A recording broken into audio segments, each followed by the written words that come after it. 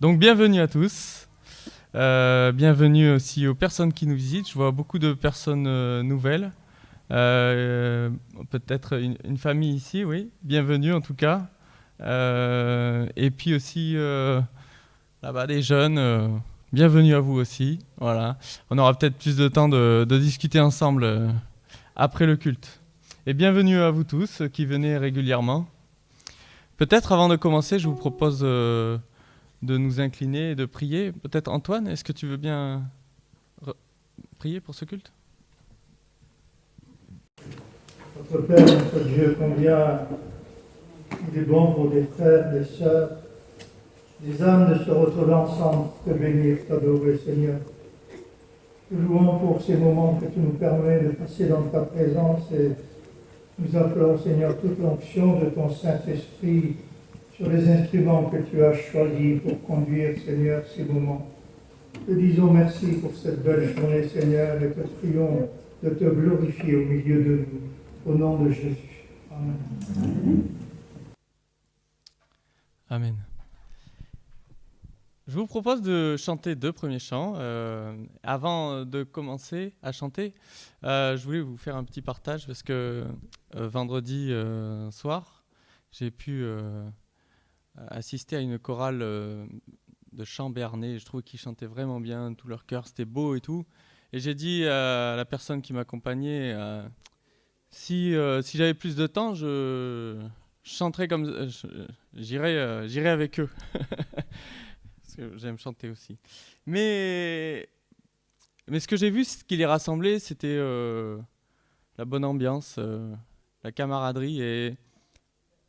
Mais je me suis dit, non, mais nous, on se rassemble aussi pour chanter. Alors peut-être qu'on ne chante pas aussi bien. On n'a pas les mêmes qualités. On pourrait chanter au moins avec la même ardeur. Ça, j'aimerais bien. Mais ce qui nous rassemble, les raisons sont différentes. Et une des raisons principales pourquoi nous chantons aussi, c'est pour louer notre Dieu, parce que nous sommes ses enfants, et parce que nous sommes ses serviteurs aussi, et nous voulons l'adorer. Et c'est ce que nous voulons faire aussi ce matin, avec ces 2 premiers chants, avec des cris de joie, et Dieu, tu es grand. On peut se lever peut-être ?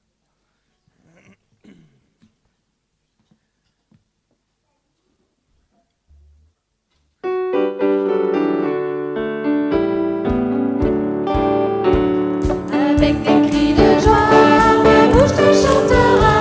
Je lèverai mes mains et te célébrerai. Avec des cris de joie, ma bouche te chantera.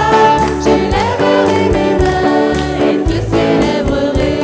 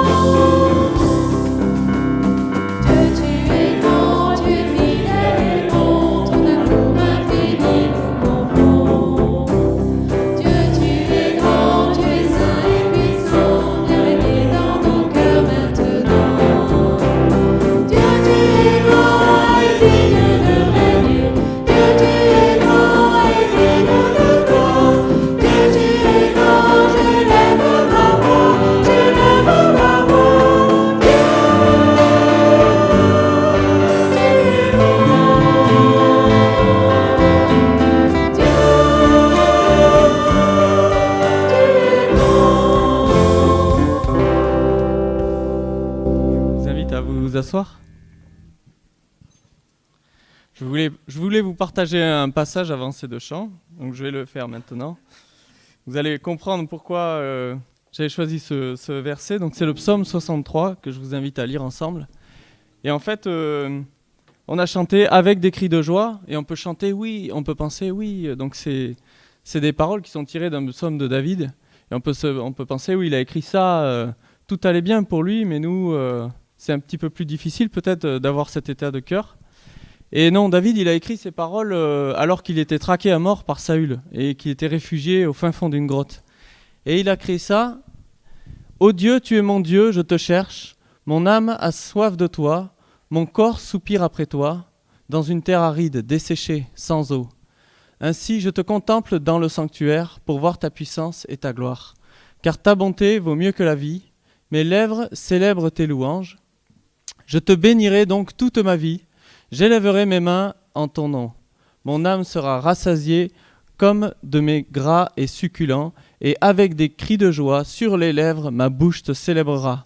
Lorsque je pense à toi sur ma couche, je médite sur toi pendant les veilles de la nuit, car tu es mon secours, et je suis dans l'allégresse à l'ombre de tes ailes. Mon âme est attachée à toi, ta droite me soutient, mais ceux qui cherchent à m'ôter la vie iront dans les profondeurs de la terre. Ils seront livrés au glaive. Ils seront la proie des chacals, et le roi se réjouira en Dieu. Quiconque jure par lui s'en glorifiera, car la bouche des menteurs sera fermée. Voilà, on comprend un petit peu mieux les paroles aussi qu'on a chantées. Et je vous invite aussi à continuer un peu ce moment de méditation, un peu aussi se donner d'autres raisons. Pourquoi nous venons ? Parce que nous voulons aussi être enseignés.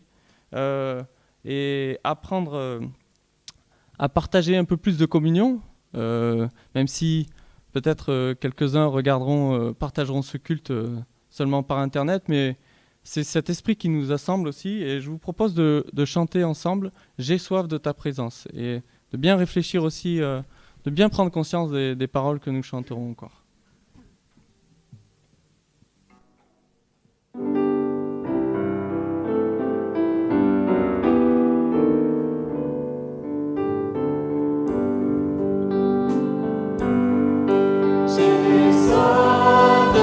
Présence divine, chef de ma foi, dans ma faiblesse immense, que ferais-je sans toi? Chaque jour, à chaque heure, oh j'ai besoin de toi. Viens Jésus et demeure auprès de moi.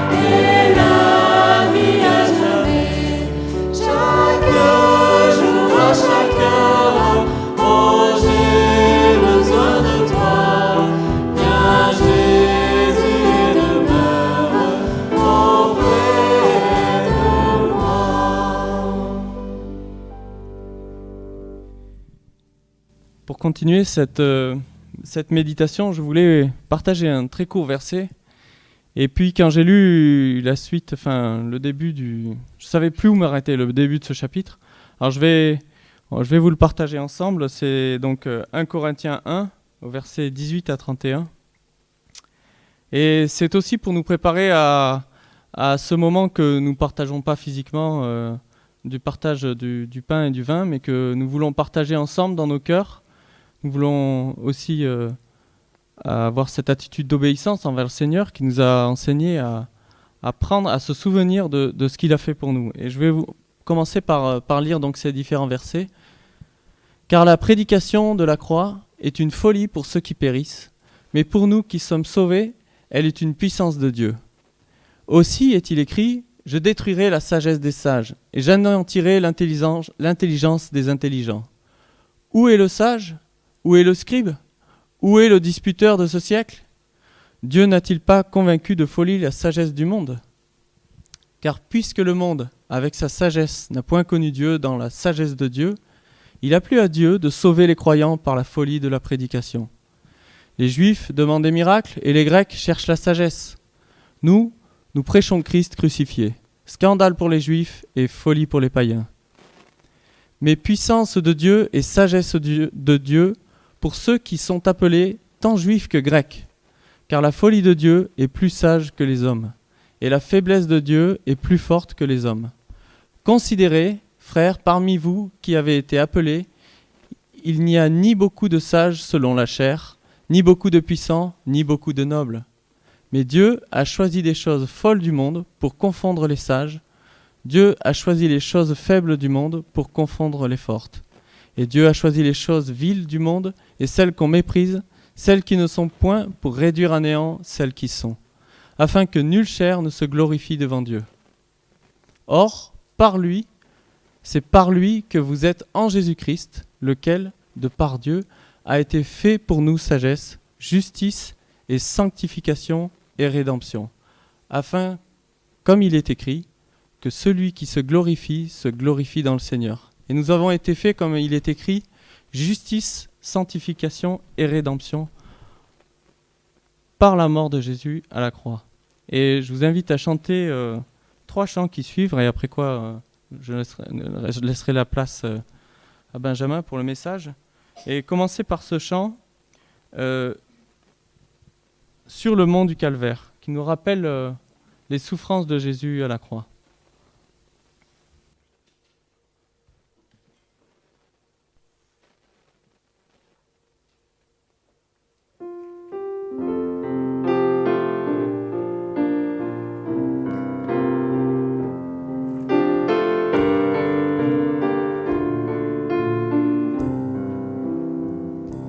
Sur le mont du Calvaire, il était une croix.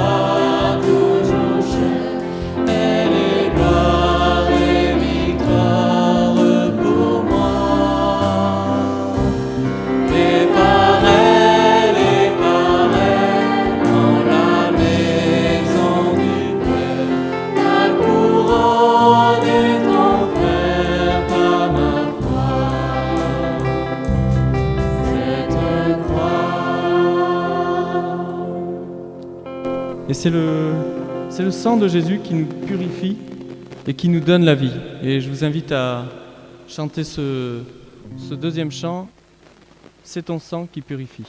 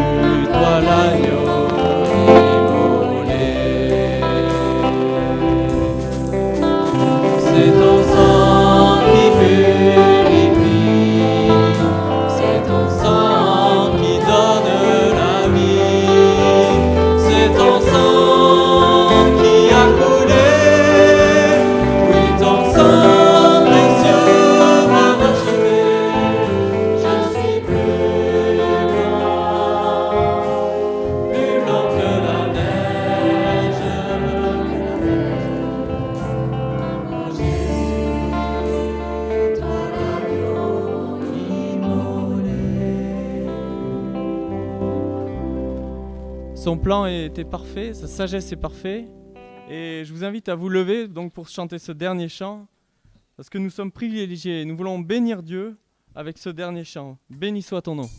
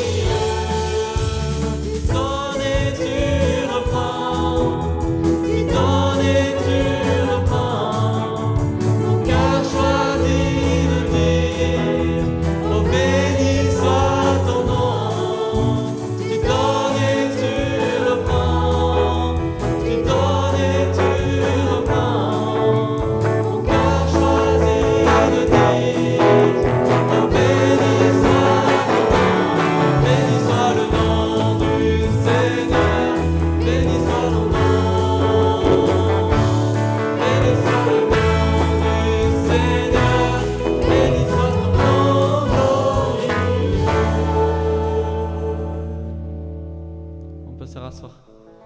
Benjamin?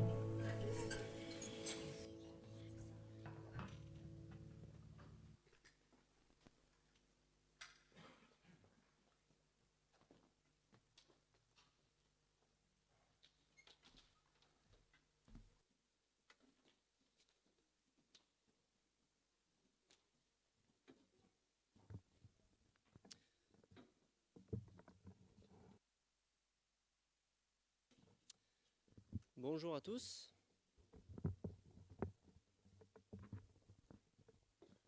Le micro fonctionne, c'est bon?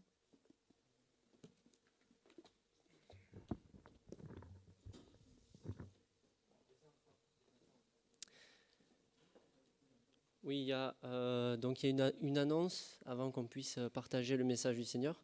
C'est que on recommence aujourd'hui l'école du dimanche. Donc, il va y avoir une classe avec tous les âges, donc les enfants jusqu'à 11-12 ans. Si vous souhaitez, il y a quelqu'un qui pourra s'occuper de faire une étude pour les enfants ce matin. Voilà, donc bienvenue à chacun et chacune. C'est donc une joie, c'est vrai, que de pouvoir s'unir autour de la parole de Dieu, de sa présence et de chanter ensemble. C'est vrai qu'on sait pourquoi on est là, on sait ce qui nous rassemble et c'est une grande joie. Et pour moi, je suis très heureux de pouvoir partager un sujet important ce matin, qui est une réflexion que j'ai sous forme de question, une question que je me pose. Et je pense qu'il est possible que vous la posiez aussi, parce que ça fait partie de ce genre de questions pour lesquelles on n'a pas toujours des réponses immédiates et ça peut trotter un moment dans l'esprit. Et donc on va partager ce matin un passage qui m'a personnellement beaucoup apporté et enrichi sur ce sujet. Donc voilà la question qu'il m'arrive et qui vous arrive peut-être de vous poser. Concernant notre marche avec le Seigneur, est-ce que nous avons la garantie que c'est lui qui va préparer tous les détails du chemin, de sorte que nous n'ayons finalement plus qu'à suivre un sentier tout tracé, ou bien la route avec le Seigneur dépend-elle aussi de nos choix et de notre volonté? En d'autres termes, devons-nous être plutôt actifs ou passifs? Est-ce que l'on doit se laisser porter à la découverte de ce qu'il a préparé pour nous, ou devons-nous agir pour faire bouger certaines lignes? On peut résumer en ce sens, quelle est la part que le Seigneur me demande de faire? Et si on rentre dans les détails de cette question, très vite on va se rendre compte qu'il y a l'exemple, le contre-exemple, qu'il y a l'argument, le contre-argument, et on peut en arriver à se faire un sac de nœuds dans l'esprit. Parce que le Seigneur est souverain, la Bible affirme que c'est lui-même qui nous transforme, qui va créer en nous le vouloir et le faire. Donc on pourrait du coup aborder la vie de façon très détendue. Et lorsqu'on nous demande de nous offrir comme des sacrifices vivants, de mourir à nous-mêmes, de porter notre croix, il semble quand même que cela demande une dose de volonté et d'effort de notre part. Quel est donc l'équilibre entre la grâce que je reçois gratuitement et le service que je veux rendre à mon Seigneur? Le passage qui m'a aidé à répondre à cette question se trouve dans le livre de 2 Rois, au chapitre 4. Nous sommes au temps du ministère d'Élisée. À la première lecture de ce passage, peut-être qu'on ne va pas remarquer comment est-ce qu'il peut nous aider à répondre à la question que nous nous posons. Et pourtant, un jour, quand je le lisais, et je suis sûr que vous comprenez de quoi je veux parler, ça vous arrive aussi, il m'a semblé tout à coup que ce passage s'éclairait. Et tout est devenu limpide. L'articulation entre la grâce, le service et la foi se dessinait clairement. Et c'est la raison pour laquelle je suis vraiment heureux de pouvoir partager ça avec vous ce matin. Alors on va lire ce passage dans 2 Rois au chapitre 4. C'est à partir du verset 1, les versets 1 à 7. On lit donc « Une femme d'entre les femmes des fils des prophètes cria à Élisée en disant « Ton serviteur, mon mari, est mort, et tu sais que ton serviteur craignait l'Éternel. Or le créancier est venu pour prendre mes 2 enfants et en faire des esclaves. » Élisée lui dit « Que puis-je faire pour toi? Dis-moi, qu'as-tu à la maison ?» Elle répondit « Ta servante n'a rien du tout à la maison qu'un vase d'huile. » Et il dit « Va demander au dehors des vases chez tous tes voisins, des vases vides, et n'en demande pas un petit nombre. Quand tu seras rentré, tu fermeras la porte sur toi et sur tes enfants, tu verseras dans tous ces vases et tu mettras de côté ceux qui seront pleins. » Alors elle le quitta. Elle ferma la porte sur elle et sur ses enfants, et il lui présentait les vases, et elle versait. Lorsque les vases furent pleins, elle dit à son fils, « Présente-moi encore un vase. » Mais il lui répondit, « Il n'y a plus de vase. » Et l'huile s'arrêta. Elle alla le rapporter à l'homme de Dieu, et il dit, « Va vendre l'huile et paie ta dette, et tu vivras, toi et tes fils, de ce qui restera. » Alors donc, on a pu lire que cette femme a fait une expérience exceptionnelle auprès de Dieu. On a lu qu'elle se trouve dans une grande difficulté financière dès lors que son mari, un homme qui servait l'Éternel, décède. Dans cette culture, mais c'est aussi le cas dans beaucoup de régions du globe encore, dès que le mari n'est plus là, c'est toute la famille qui est en péril, parce que les systèmes sociaux ne sont pas tous développés de la même manière. Et c'est la raison pour laquelle, d'ailleurs, la Bible nous rappelle souvent de venir en aide à la veuve et à l'orphelin. Il y a donc un créancier qui, sans tarder, est venu réclamer l'argent qu'elle devait.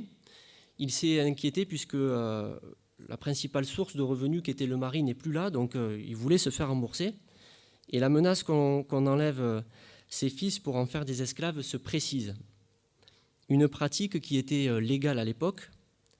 Mais vous imaginez la douleur et le péril de cette femme si en plus de son mari, on lui enlevait ses enfants. Donc, elle vient chercher du secours auprès d'Élisée. Il était à ce moment-là sous la conduite intensive de l'Esprit de Dieu, faisant des miracles que Dieu a accordé de faire à très peu d'hommes. Et ce cri d'urgence qu'elle va lancer au prophète est un moyen pour elle de s'en remettre à Dieu, puisqu'elle sait combien Élisée est guidé par l'Éternel. Elle rappelle aussi que son mari aimait Dieu, et on ressent en fait qu'elle compte sur un miracle divin pour s'en sortir.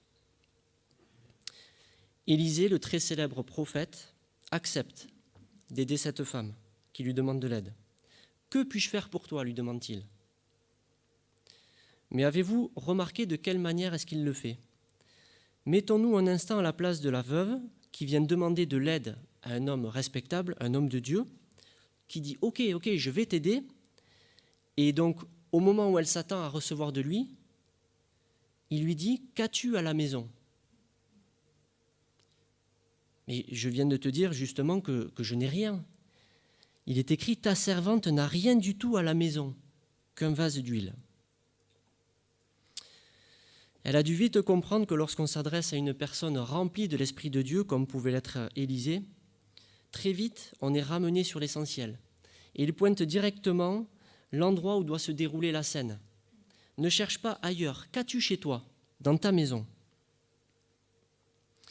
Vous avez, je suppose, remarqué combien cette histoire biblique emploie des symboles très marqués pour nous faire comprendre un message clair. Et il est intéressant de prendre le temps de recenser quels sont les ingrédients présents qui ont permis à cette veuve de vivre ce miracle et qui a eu pour finalité de la sauver, elle et ses enfants, de la main des créanciers. Donc, une fois que cette femme se retrouve dans cette situation de vulnérabilité extrême, elle demande de l'aide. Et le premier ingrédient, donc, c'est l'homme de Dieu, Élisée, qui va donc orienter la veuve dans la bonne direction. Il va vraiment l'aiguiller avec de bons conseils, être très précis avec des consignes qu'il lui donne. On peut ici se rappeler qu'au temps de l'Ancien Testament, Dieu parlait au travers des prophètes, comme Élisée. Et aujourd'hui, c'est le rôle que tient la Bible, la parole de Dieu que nous avons, qui nous enseigne et qui nous révèle les consignes que Dieu et les pensées que Dieu veut pour nous. Ensuite, il y a comme ingrédient l'huile que la femme possède chez elle. Elle n'y prête pas vraiment attention au début. En tout cas, elle ne se doute absolument pas qu'en réalité, si elle a l'huile, alors elle a déjà tout. Ce qu'elle considère comme insignifiant, comme peu de choses, est pourtant la clé du miracle et son bien le plus précieux. L'huile est un symbole très fort dans la parole de Dieu qui se rapporte à l'Esprit du Seigneur, qui nous est donné par grâce. Au temps des rois, au temps des prêtres et même certains prophètes recevaient une onction d'huile pour être sanctifiés, pour être mis à part, pour attester qu'ils avaient reçu des dons spécifiques. Et c'est aussi une image de ce que le Seigneur fait avec nous lorsque nous l'acceptons et que nous venons au pied de sa croix. On peut lire dans 2 Corinthiens 1 au verset 22, « Et celui qui nous a fermis avec vous en Christ et qui nous a oints, c'est Dieu, lequel nous a aussi marqués d'un sceau et mis dans nos cœurs les arts de l'esprit. » Nous avons rappelé mardi soir à l'étude que pour obtenir de l'huile, il faut que l'olive, le fruit, soit brisé. Et c'est bien ce qu'a été Jésus pour nous. Cette huile, elle est d'une grande utilité. Elle sert à purifier, à faire briller, à éclairer, à guérir, à parfumer, à nourrir.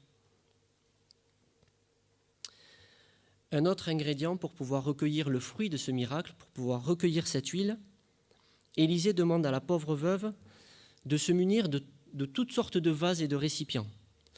Il lui demande d'en prendre plusieurs, pas seulement quelques-uns.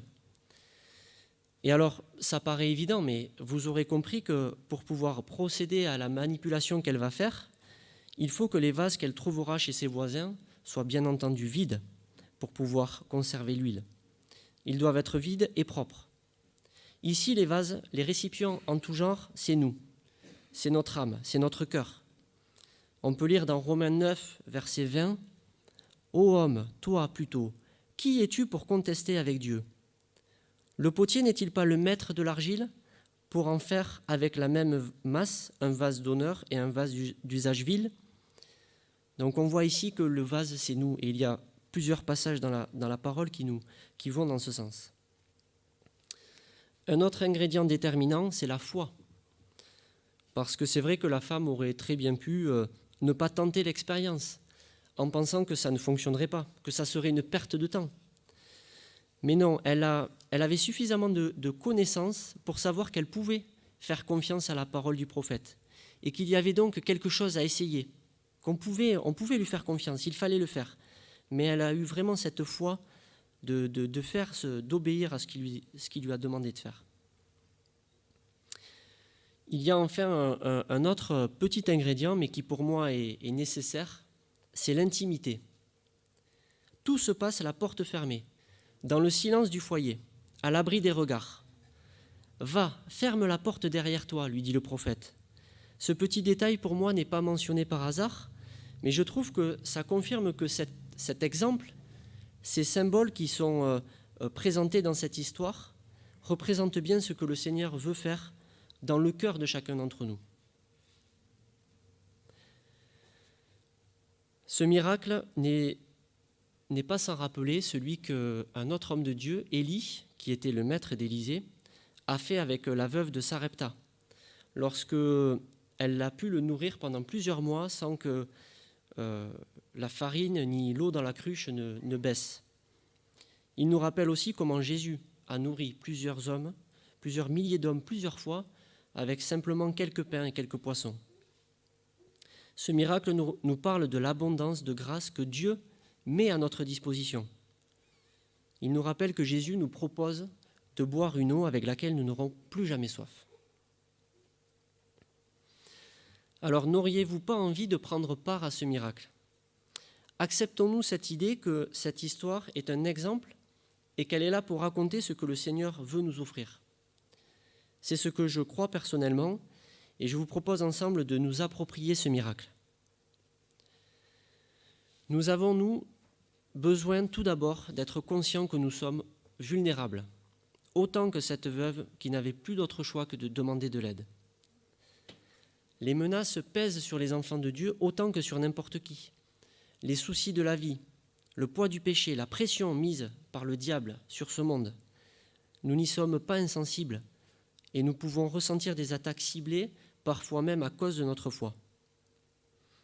Et puis d'autre part, nous avons en nous cette tendance naturelle à pratiquer le mauvais, alors qu'on voudrait pourtant faire le bon, nous rappelle Paul. On peut donc, par notre propre comportement, nous créer des problèmes et au fil du temps, les dettes peuvent s'accumuler à nouveau. Si nous avons déjà reçu le salut de Christ dans nos cœurs, alors automatiquement, nous avons reçu de son huile. Nous avons reçu le Saint-Esprit en héritage. Et si nous voulons vivre pleinement une vie en Christ, ce que je comprends de ce passage, c'est que nous ne pouvons pas nous contenter de posséder l'huile du Seigneur que nous avons en la laissant de côté. N'avons-nous pas trop souvent tendance à penser que quand on est enfant de Dieu, puisqu'on est sauvé, alors on est arrivé au bout? Mais en fait, pas du tout, c'est bien là que tout commence. Les enfants de Dieu sont aussi vulnérables, tout autant que n'importe qui, face à la pression de ce monde. Et donc on peut en arriver à oublier que nous avons chez nous cette huile précieuse, ou du moins, on se souvient peut-être qu'elle est là, mais elle est rangée quelque part, et on ne croit plus en sa richesse. On en vient, comme à cette pauvre veuve, à penser n'avoir rien du tout. Frères et sœurs, nous arrive-t-il de penser que notre foi est bien trop faible face à ce qui nous attend dans ce monde? Est-ce qu'il m'arrive de douter que je pourrais m'en sortir, que je pourrais traverser les épreuves? Est-ce qu'il t'arrive de te contenter du salut que tu as reçu en Jésus, en faisant une croix sur une vie quotidienne riche et épanouie dans la présence de Dieu? Est-ce qu'on se contente d'être sauvé, en vivant ensuite comme n'importe quelle autre personne du monde? Et pourquoi est-ce si difficile de témoigner autour de nous, de s'afficher, d'oser donner un évangile, d'être régulier dans la lecture, dans la prière, dans notre adoration? Mon frère, ma sœur, si tu as l'huile du Seigneur, alors tu as déjà tout. 1 Jean 2, verset 20 nous affirme: pour vous, vous avez reçu l'onction de la part de celui qui est saint, et vous avez tous de la connaissance.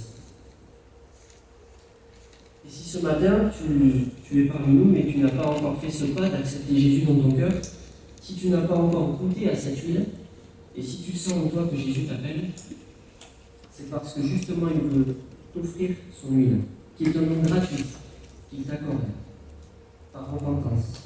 Cette huile nous met à part, cette huile nous scelle au corps de Christ, à cette Église que nous formons. Dès lors que nous avons l'huile, alors nous avons tout.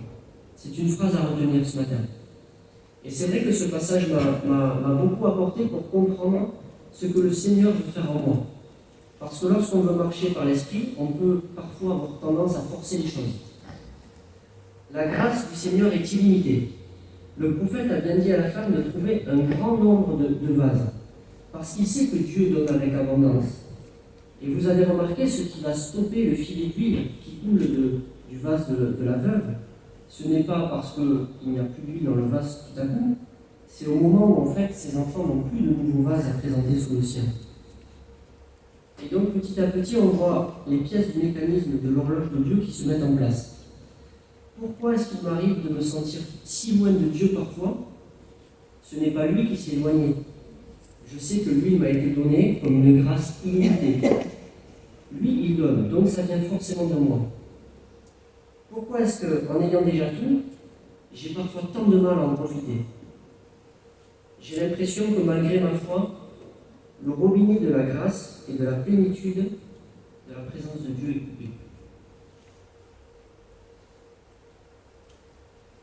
Vous savez, j'ai un travail qui consiste à vendre des produits en béton préfabriqués à des entreprises du bâtiment.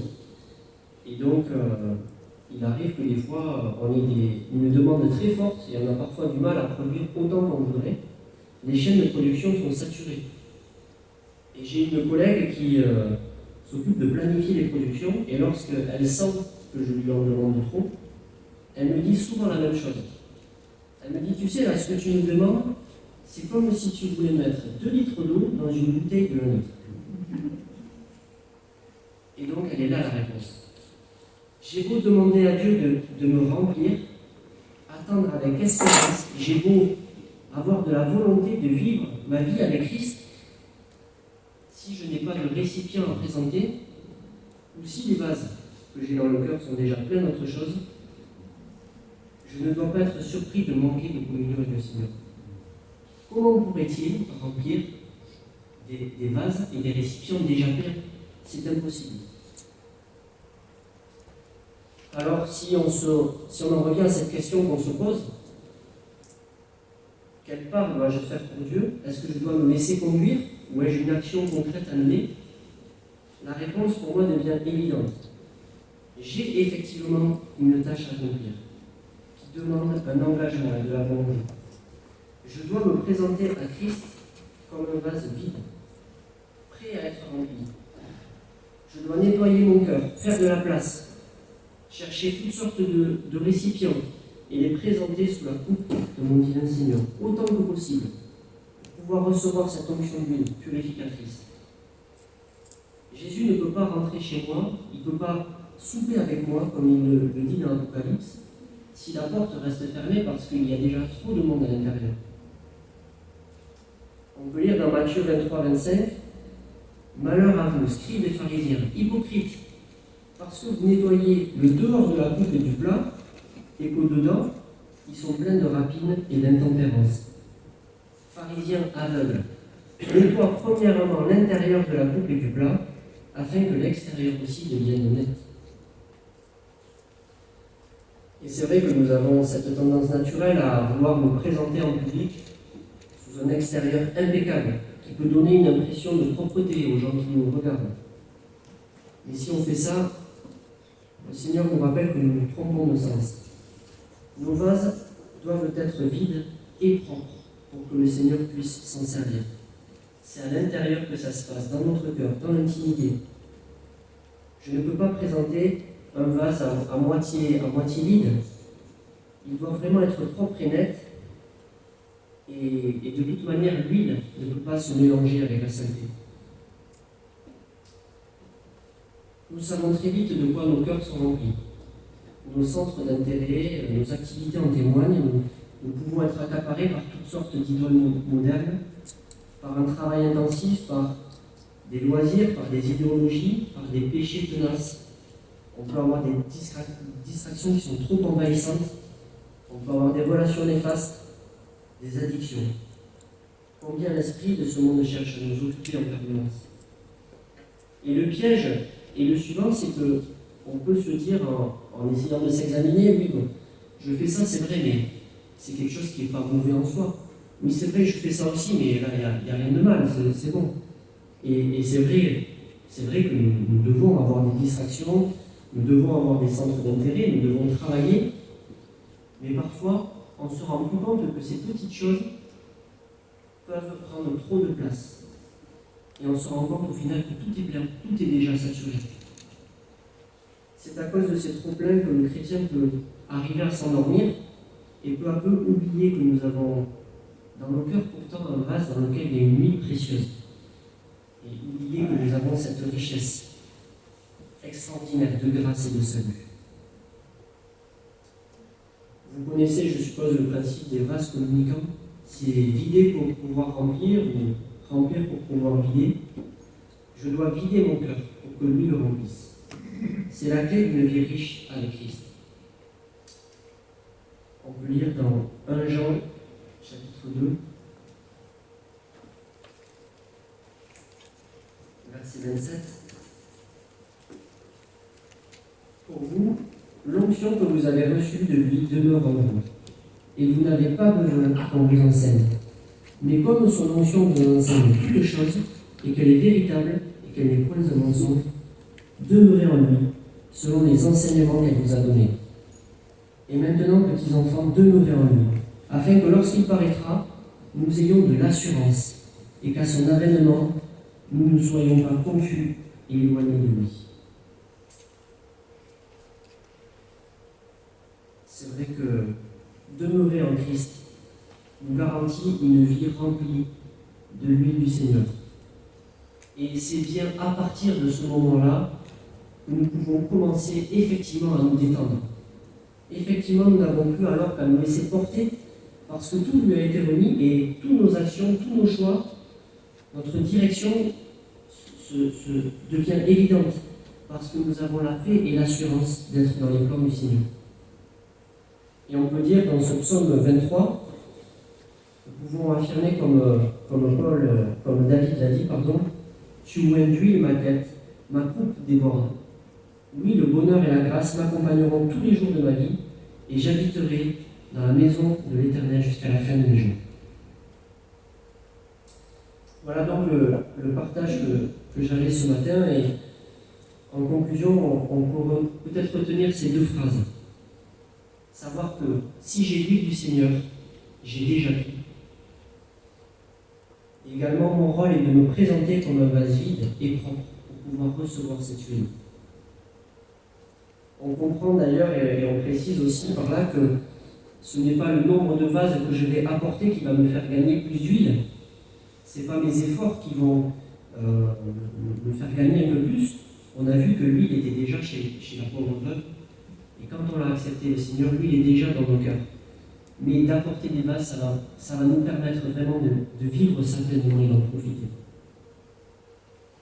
Nous avons donc besoin de l'onction du Seigneur et on peut se rappeler de la parabole des 10 vierges, combien celles qui étaient prudentes avaient des huiles. Elles en avaient déjà dans leur lampe pour éclairer la nuit. Et c'est notre rôle aussi en tant que chrétiens d'éclairer les autres.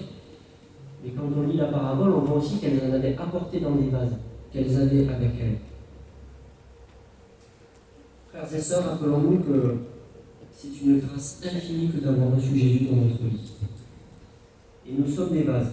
Nous pouvons choisir quel type de vase nous voulons être. Je termine en vous lisant 2 Timothée 2, 20.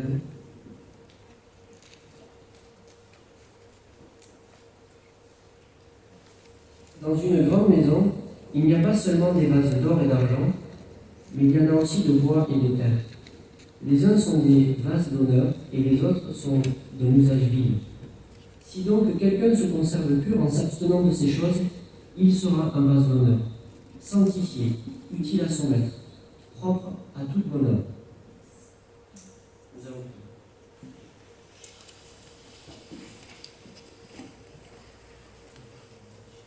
Seigneur notre Dieu, on veut vraiment ce matin venir dans ta présence et te prier parce que ces enseignements que tu nous laisses dans ta parole sont vraiment utiles et précieux pour nous. Ils nous montrent ce que tu veux faire avec nous, ce que tu veux faire dans nos cœurs. Et ils nous apprennent à comprendre comment nous fonctionnons et ce que nous devons faire pour pouvoir vivre une vie pleine, riche et épanouie avec toi. Seigneur, tu vois tous les vases que nous avons dans nos cœurs, tu vois de quoi ils sont remplis. Et c'est vrai que parfois on peut se sentir désemparé face à ce qu'il y a dedans, mais je te prie ce matin que tu puisses, chacun d'entre nous ici, nous montrer par quel vase nous devons commencer. Peut-être celui qui est le plus sale, peut-être celui qui est le plus rempli de choses qui ne sont pas à ta gloire. On a peut-être des rancœurs que l'on garde, des choses qui ne sont pas à ta lumière et tu les connais. Et nous les connaissons aussi, certains. Seigneur, on veut te prier que par la foi, tu nous donnes cette force comme cette veuve de présenter un vase sous ton huile qui soit vraiment vide et vraiment propre. Et on veut vraiment pouvoir profiter de tout ce que tu as préparé d'avance pour nous. Au nom de Jésus-Christ. Amen.